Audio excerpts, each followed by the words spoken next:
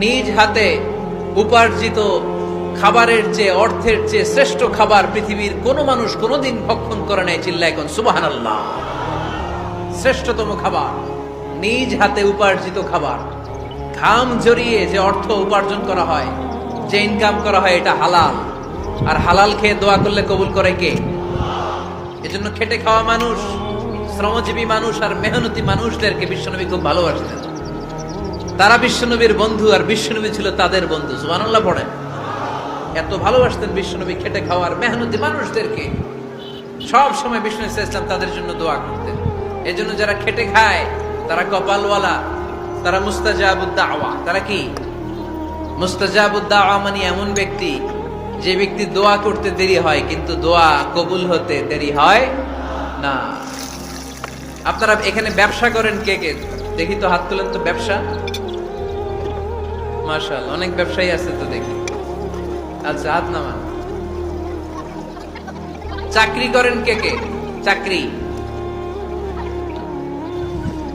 চাকরিও তো অনেক করে দেখি, হাত নামান।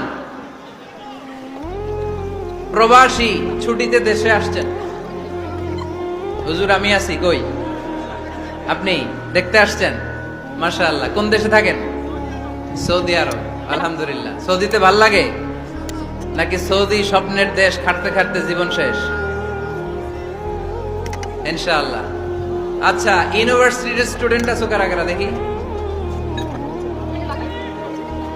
মাশাআল্লাহ, হাত নামাও। ক্লাস 5 থেকে ইন্টারমিডিয়েট পর্যন্ত পড়াশোনা করতেছো অথবা দাখিল আলিম পর্যন্ত, কারা কারা দেখি?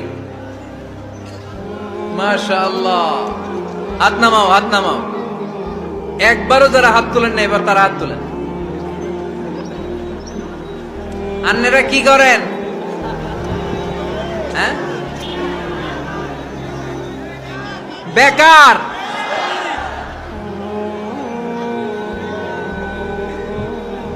বাংলাদেশে চাকরির বাজার খুব মন্দা, ঠিক কিনা?